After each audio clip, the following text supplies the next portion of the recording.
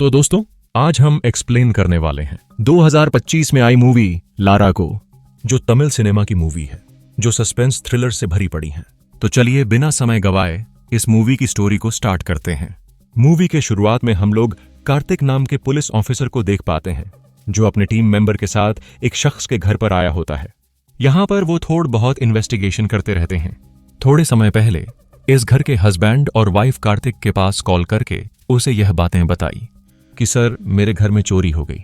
इस घर को अच्छे से इन्वेस्टिगेशन करने के बाद कार्तिक कुछ वाकया को नोटिस करता है कि घर की खिड़की का कांच टूटा हुआ है, घर की अलमारी की भी ताला टूटी हुई है। अब इन्हीं सारी वाकया को नोटिस करके कार्तिक घर के शख्स से पूछता है कि तुम्हारे घर से कितना सारा सोना चोरी हुआ। घर वाला शख्स थोड़ा कैलकुलेट करके बताता है कि सर, हमारे घर पर इतना सोना था और सब चोरी हो गया। कार्तिक इसे कहता है कि तुम्हारे घर में चोरी नहीं हुई, तुम्हारी बीवी ही सारे सोने को गिरवी पर रख दिया। आप पर्सनली अपनी वाइफ से बात कर देखो, सच्चाई मालूम पड़ जाएगी। अब यहां से वापस आते वक्त कार्तिक का असिस्टेंट अल्बर्ट कार्तिक से पूछता है कि सर, आपने इतनी जल्दी कैसे पहचान लिया कि सारा गड़बड़ उस शख्स की पत्नी ने की है। कार्तिक कहता है कि अगर उस घर में चोरी हुई, अगर कोई बाहर से शख्स उस घर के अंदर गया खिड़की का कांच तोड़कर, तो कांच के टुकड़े अंदर की तरफ गिरनी चाहिए, लेकिन उस घर के कांच के टुकड़े बाहर गिरे थे, मतलब कि उसे अंदर से तोड़ा गया। और उसी तरह घर के किचन में मुझे एक बिल मिला। उस शख्स ने मुझे जितना सोना बताया था चोरी हुआ है, उतना ही का वह बिल था, मतलब कि सोने को गिरवी ही रखा गया। एक और बात, उस घर के बाहर एक कुत्ता है। जब हम लोग वहां गए तो कुत्ता हमें देखकर भौंकने लगा। कल रात जब चोर आया होगा तो वह कुत्ता जरूर भौंका होगा। उसकी आवाज को सुनकर घर के लोग की नींद टूट जाती, लेकिन वह घर वाले शख्स ने हमें बताया कि रात को कुत्ता भौंका नहीं। उस घर में तो दो ही लोग हैं, हस्बैंड और वाइफ, तो सारा किया धरा वाइफ का ही होगा। इसके बाद एक ड्राइवर पुलिस स्टेशन आता है और कांस्टेबल को बताता है कि सर, मेरी बीवी घर के सारे पैसे लेकर भाग गई और उस बारे में अभी तक आप लोगों ने कुछ बताया नहीं। अगर आप लोग उसे ढूंढने में देरी करोगे तो मेरी बीवी सारे पैसे खर्च कर देगी। तभी अल्बर्ट इस ड्राइवर के पास आकर इसे कहता है कि तुम्हारी बीवी के पास ना ही फोन है और ना ही तुमने हमें ढंग की आइडेंटिटी दी है, तो हम तुम्हारी बीवी को कैसे ढूंढे?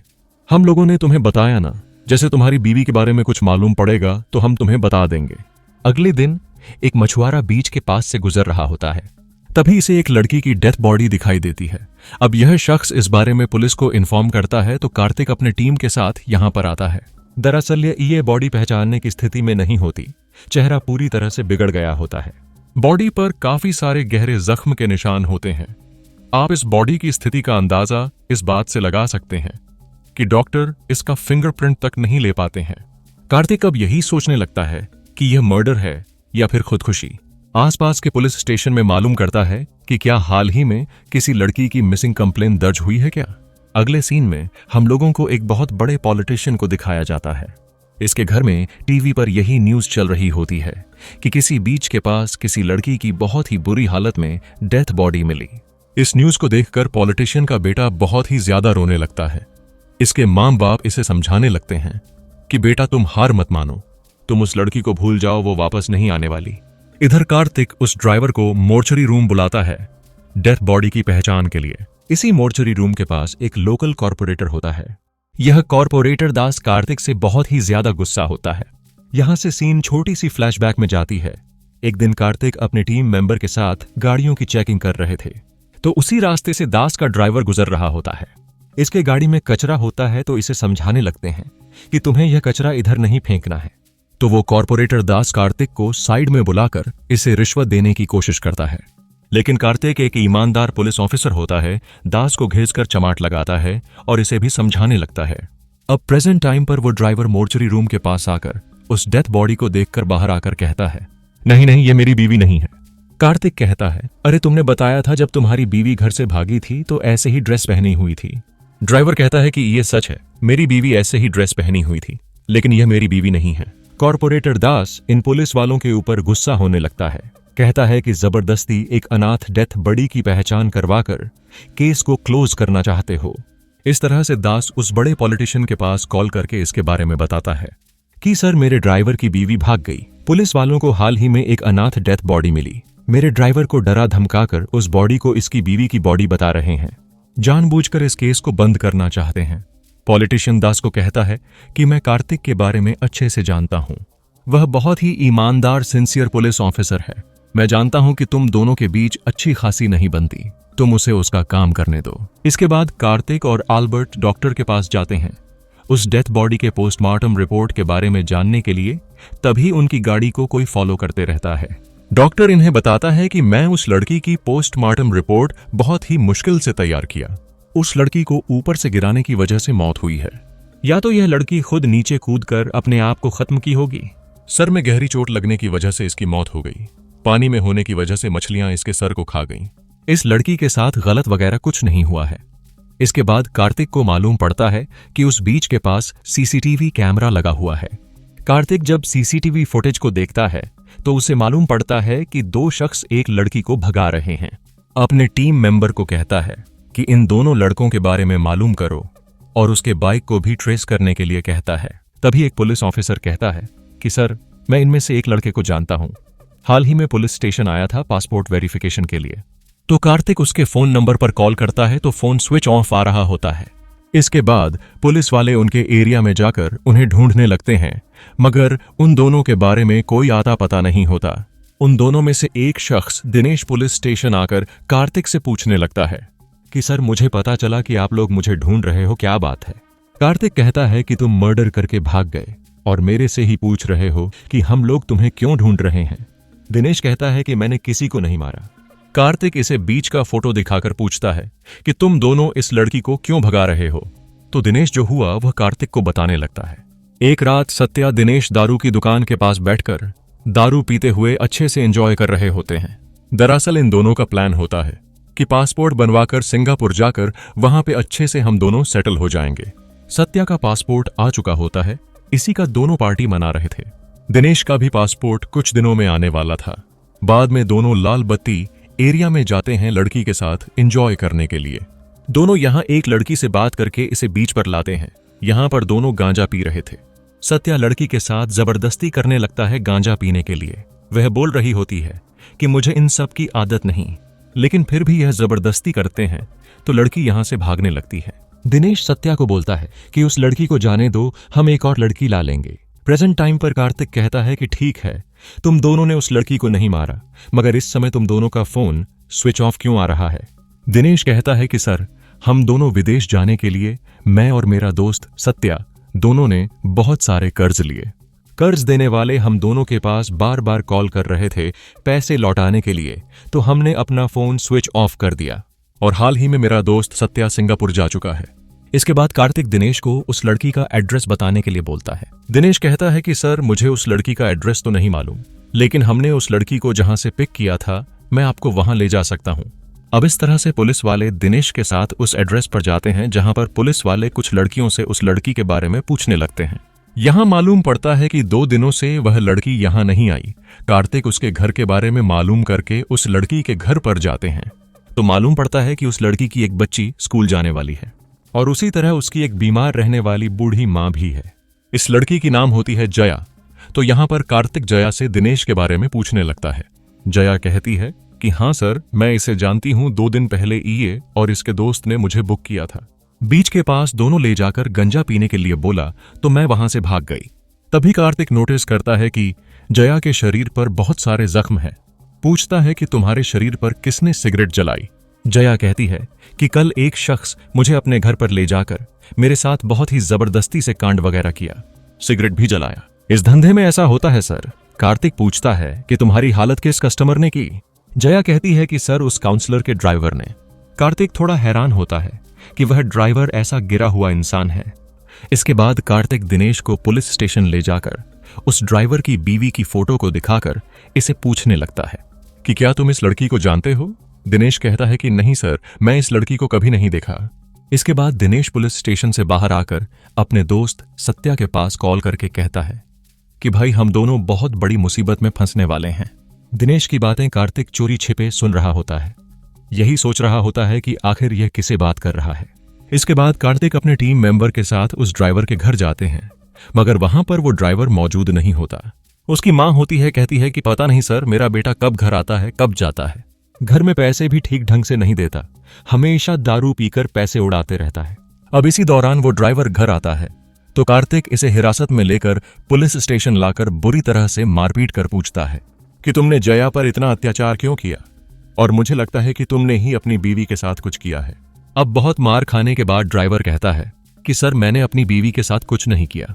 कार्तिक कहता है कि चलो बताओ, अब तुम्हारी बीवी तो पैसे लेकर भाग गई ना, तो कितना पैसा लेकर भागी? ड्राइवर बोलता है कि सर 5 लाख रुपए लेकर भागी। कार्तिक कहता है तुम्हारे घर में इतना सारा पैसा आया कहां से? ड्राइवर कहता है कि सर वह पैसे मेरे नहीं, उस काउंसलर के हैं, उसी का पैसा लेकर भाग गई। दरअसल में यह ड्राइवर अपनी बीवी दीपा को हर दिन मारते पीटते ही रहता, बहुत टॉर्चर करता। दीपा अनाथ होती है। वह कहती है कि अगर तुम मुझे ऐसे ही मारते पीटते रहे तो एक दिन मैं अपनी जान ले लूंगी। इसके बाद ड्राइवर जब अपने काम पर चला जाता है तो दीपा यहां से भागने की पूरी प्लानिंग कर रखी थी। घर में उस काउंसलर के पैसे पड़े थे तो वह सारे पैसे लेकर भाग गई। इसके बाद वह ड्राइवर पुलिस स्टेशन आता है और अपनी बीवी की मिसिंग कंप्लेन लिखवाता है। प्रेजेंट टाइम पर काउंसलर लॉयर के साथ पुलिस स्टेशन आता है और अपने ड्राइवर को ले जाता है। इधर वो कॉर्पोरेटर दास उस पॉलिटिशियन के पास कॉल करके कहता है कि सर इतने दिनों तक आपके कहने पर ही मैं शांत हूं, आज पुलिस वाले ने तो हद ही कर दी। मेरे ड्राइवर को बिना सबूत के बलबूते पर ले जाकर उसे बहुत मारा पीटा, टॉर्चर किया। पॉलिटिशियन कहता है कि जल्दबाजी में तुम ऐसा कोई कदम मत उठाओ, कुछ ही महीनों में इलेक्शन भी आने वाले हैं, मैं उस कार्तिक से बात करूंगा। इसके बाद वह पॉलिटिशियन पर्सनली कार्तिक को अपने घर बुलाता है। कार्तिक कहता है कि सर मुझे उस ड्राइवर पर ही पूरा शक है। पॉलिटिशियन कहता है कि कार्तिक तुम शक के आधार पर किसी को भी टॉर्चर नहीं कर सकते, गिरफ्तार नहीं कर सकते। तुम्हारे पास तो कोई ना सबूत है ना गवाह है, सिंपल सी बात, उस केस को तुम क्लोज कर दो। इधर कार्तिक का टीम मेंबर एल्बर्ट उसी ड्राइवर को फॉलो करते रहता है। तभी इसी रास्ते में एल्बर्ट को दिनेश का फ्रेंड सत्या नजर आता है। एल्बर्ट जल्दी से कार्तिक के पास कॉल करता है, कहता है कि सर जब मैं उस ड्राइवर को फॉलो कर रहा था तो उस एरिया में मुझे सत्या नजर आया। इसके बाद पुलिस वाले सत्या को हिरासत में लेते हैं और इसे पूछते हैं कि दिनेश ने बताया था कि तुम तो सिंगापुर चले गए, तो तुम यहां पर कैसे आए? सत्या कहता है कि सर मैंने लास्ट मिनट पर अपनी फ्लाइट मिस कर दी, बस यहां पर कैसे तैसे करके कर्जे वालों से बच रहा हूं। इसके बाद कार्तिक इससे उस रात के बारे में पूछने लगता है तो सत्या जो हुआ वो बताता है। उस रात जया जब इन दोनों से बचकर भाग गई तो यह दोनों घर जाते वक्त रास्ते में इन्हें एक लड़की दिखाई दी। दोनों डिसाइड करते हैं वो लड़की तो चली गई, चलो अब इस लड़की के साथ एंजॉय करते हैं। इस तरह से दोनों इस लड़की के पास आकर रेट वगैरह तय करने लगते हैं। जब लड़की नहीं मान रही होती तो सत्या को गुस्सा आता है। वह खींचकर एक चमाट देता है। इस लड़की के सर पर चोट आने की वजह से वह बेहोश होकर वहीं नीचे गिर जाती है। दिनेश सत्या को डांटने लगता है कि अरे यार तुमने यह क्या कर दिया। अब इस लड़की को दोनों यहां ना छोड़कर एक गोडाउन पर लाकर रख देते हैं। दिनेश सत्या पर गुस्सा हो रहा होता है कि हम दोनों सिंगापुर जाने वाले हैं, अगर इस बारे में पुलिस को मालूम पड़ गई तो हमारा पासपोर्ट वीजा सब रद्द हो जाएगा। थोड़ी देर के बाद लड़की जब होश में आती है तो दोनों इस लड़की से माफी मांगने लगते हैं कि हम दोनों ऐसा वैसा आदमी नहीं है, हमें लगा कि तुम प्रोस्टिट्यूट हो इसलिए हमने तुम्हारे साथ ऐसा किया। वह लड़की कहती है कि तुम दोनों की वजह से मेरा इंपॉर्टेंट काम मिस हो गया, अब जब तक मैं यहां पर हूं तब तक तुम दोनों मेरा ख्याल रखो। उसी समय पुलिस वाले सत्या के पास कॉल करते हैं पासवर्ड वेरिफिकेशन के लिए। दिनेश सत्या को कहता है कि अगर यह लड़की बाहर जाकर हमारे बारे में पुलिस को बता दिया तो हम दोनों सिंगापुर कभी नहीं जा पाएंगे, तो अब हम दोनों को ही इस लड़की की देखभाल करनी होगी। इस तरह से दिनेश सत्या दोनों इस लड़की की देखभाल अच्छे से कर रहे होते हैं, वही गो डाउन में रखकर। कुछ दिनों के बाद दोनों के पैसे खत्म हो जाते हैं तो इस लड़की को बोलते हैं कि हमारे पास पैसे नहीं, अगर तुम्हारे पास कुछ पैसे हो तो हमें दे दो। तब जाकर वह लड़की अपने बैग से थोड़े पैसे निकालकर इन्हें देती है और यह पैसे इंडियन नहीं होते। तो इन्हीं पैसों को एक्सचेंज करने के लिए सत्या बाहर गया था और पुलिस वालों ने इसे गिरफ्तार कर लिया। और यहीं पर हम लोगों को यह सच्चाई मालूम पड़ती है कि यह लड़की कोई और नहीं उस ड्राइवर की बीवी है जिसने उस काउंसलर के सारे पैसे लेकर भाग गई। दरअसल दीपा सारे पैसे एक्सचेंज करके यहां से कहीं दूर भागना चाहती है, लेकिन इन दोनों की वजह से वह यही फंस गई। इसके बाद दोनों कार्तिक को लेकर दीपा के पास आते हैं तो दीपा यहां सुरक्षित होती है। दीपा को देखकर कार्तिक शॉक्ड होता है, कहता है कि तुम्हारा पति तुम्हें ढूंढकर परेशान हो रहा है और तुम्हारी वजह से उस काउंसलर से मेरा झगड़ा चल रहा है, चलो मैं तुम्हें तुम्हारा पति के पास ड्रॉप करता हूं। दीपा कार्तिक के सामने हाथ पांव जोड़ने लगती है कि नहीं नहीं सर, आप मुझे छोड़ दीजिए, मैं कहीं दूर जाकर अपनी जिंदगी गुजार लूंगी। दीपा कार्तिक को कुछ बातें बताती है कि हर रात वो ड्राइवर और वो काउंसलर दास दीपा के साथ अत्याचार करते हैं। दोनों की सपोर्ट ड्राइवर की मां भी करती है। जिस वजह से दास उस औरत को कुछ पैसे भी दिया करता था। दीपा का पति का टॉर्चर हद से ज्यादा हो गया तो दीपा कुछ पैसे लेकर घर से भाग गई।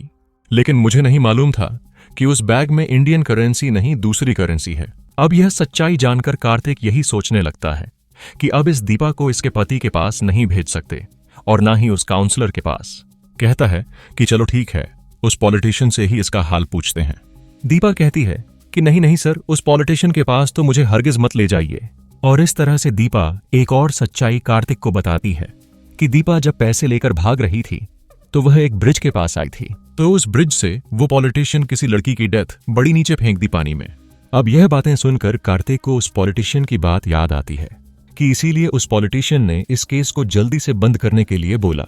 इसके बाद कार्तिक उस पॉलिटिशियन के घर जाता है इन्हें सारी वाकया के बारे में पूछने के लिए। इस पॉलिटिशियन के इकलौता बेटा होता है धीरज, जिसे हम लोगों ने मूवी के स्टार्टिंग में देखा था ना, जो न्यूज देखकर रो रहा था। तो यहां से सीन फ्लैशबैक में जाती है। दरअसल धीरज लारा नाम की लड़की से प्यार करने लगा था। लारा एक ऑनर्थनेज चलाती थी। धीरज को इसे कोई प्रॉब्लम नहीं थी। दोनों एक दूसरे से सच्चा प्यार करते थे। एक दिन एक पुलिस वाला लारा के ऑनर्थनेज पर जाकर वहां की लड़कियों से बदतमीजी से पेश आने लगता है। यह पुलिस वाला ऑनर्थनेज के ऊपर झूठा इल्जाम लगाने लगता है कि मुझे इस ऑनर्थनेज में बम ड्रग्स वगैरह मिले।